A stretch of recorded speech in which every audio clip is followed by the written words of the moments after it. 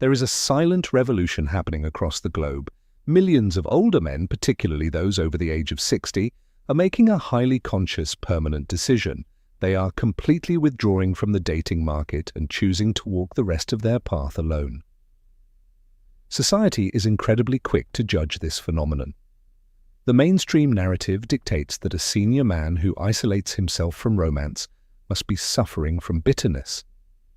They assume he has been defeated by life, or that he harbors a deep, irrational resentment toward women. They look at his solitude and mistakenly diagnose it as a tragic failure. But clinical psychology and the lived reality of these men reveal a radically different truth. This decision is not born out of despair, nor is it an act of surrender. It is a highly calculated, stoic choice built on a foundation of profound experience. These men have not given up on love. They have simply given up on the exhausting, one-sided, draining version of it.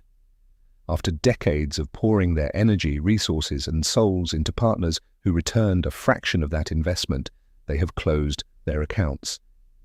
Today, we are going to explore the psychological architecture of this silent revolution. We will break down the 5 deep psychological and emotional reasons why older men are done giving everything to women who gave nothing, and how they are reclaiming their ultimate sovereignty. Let us examine the truth. Point 1. Comprehensive emotional exhaustion. To understand the older man's retreat, we must understand the role he was forced to play for the past 40 years. From the moment a man enters adulthood, society assigns him a singular, utilitarian identity, the provider. He is taught that his inherent value is zero and that he must earn his right to be loved through relentless sacrifice. Countless senior men spent decades working grueling hours, swallowing their own stress, and absorbing the shockwaves of life to keep their families secure. They gave everything, but what did they receive in return? For many, the reward for a lifetime of sacrifice was a devastating lack of appreciation. Their labor was not viewed as an act of profound love. It was viewed as a basic, expected obligation. But the exhaustion goes deeper than unappreciated labor.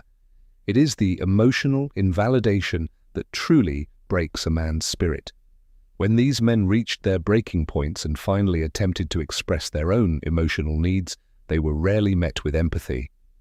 Instead, they were weaponized. If a man expressed exhaustion, he was called weak. If he expressed a need for affection, he was called needy or too sensitive. He learned a brutal psychological lesson. He was only visible when he was providing utility. When the utility stopped, he became invisible. By the time this man reaches 60, his emotional reservoir is completely dry. He refuses to invest another drop of his soul into a dynamic that only knows how to extract. The era of silent martyrdom is permanently over. Point 2. Peace becomes the ultimate, non-negotiable priority. In psychology, our motivations shift drastically as we age. When a man is young, his behavior is driven by the biological imperative to secure a mate. He seeks excitement. He seeks validation. He is willing to endure a massive amount of toxic behavior, dramatic arguments, and psychological friction just to secure romantic attention. But as a man crosses the threshold of his senior years, the need for external validation evaporates. He has already built his life. He has survived his trials. He no longer needs a woman to tell him he is successful or masculine. His self-esteem is now generated entirely from within. Because he no longer craves validation, his tolerance for emotional drama drops to absolute zero. He evaluates the modern dating market and realizes a harsh truth. Bringing a new woman into his life often means importing her unresolved trauma, her financial instability, and her chaotic energy. He has spent his entire life weathering storms. Now he has finally built a sanctuary. His quiet mornings, his uninterrupted hobbies, and his absolute freedom to do as he pleases are a treasure of immeasurable value. If there is even a 10% chance that a new relationship will disrupt his hard-won peace, he will completely withdraw. He chooses the flawless silence of his own company over the deafening noise of a miserable partnership. Point 3. The mastery of pattern recognition. Wisdom is simply the accumulation of recognized patterns. Young men approach relationships with naive optimism. They believe that love conquers all.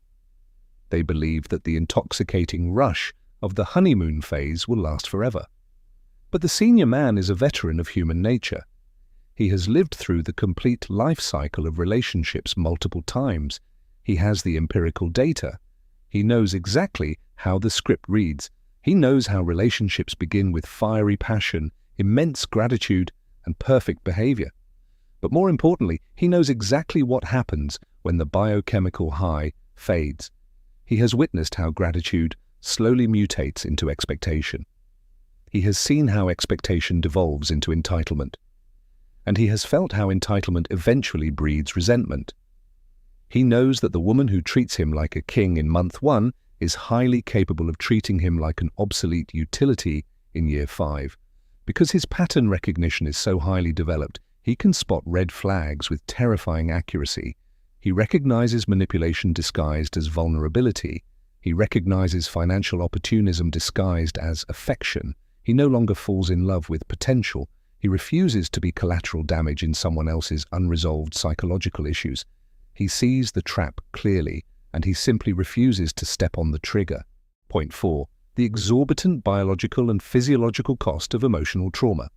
Society often treats heartbreak as a purely emotional inconvenience, but clinical neurobiology tells a different story. Emotional betrayal, stressful arguments, and toxic breakups flood the body with cortisol and adrenaline. It is a severe physiological event.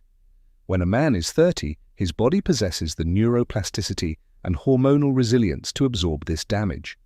He can suffer a catastrophic breakup, lose sleep, and recover within a few months. But the biology of a man in his 60s is entirely different. The concept of allostatic load, the wear and tear on the body from chronic stress, reaches a critical threshold. A toxic relationship at this age does not just make a man sad, it physically destroys him.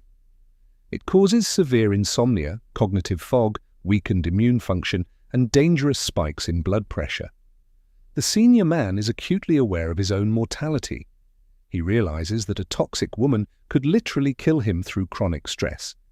He knows that if he allows his heart to be broken at this stage of life, the recovery process will not take months, it will take years, and years are a luxury he can no longer afford to waste.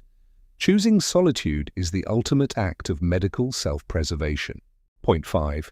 The absolute rejection of modern dating culture. The landscape of romance has been fundamentally corrupted. We have entered the era of swipe culture, where human beings are reduced to digital trading cards. Algorithms have gamified intimacy, creating a hyper-consumerist environment defined by infinite choice and profound disposability. In today's market, loyalty is viewed as a liability. At the first sign of friction or inconvenience, people simply open an app to find a replacement. The senior man belongs to a generation that understood the value of fixing things that were broken, rather than immediately throwing them away.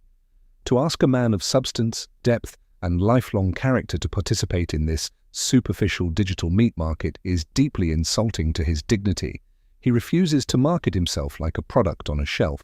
He refuses to compete with an endless roster of invisible men on a woman's phone. He looks at the modern dating world, recognizes it as a circus, and proudly refuses to be one of the clowns. So, what is the result of this silent revolution? Is the older man living in misery? Absolutely not. By choosing to step away, these men are experiencing a renaissance of the self.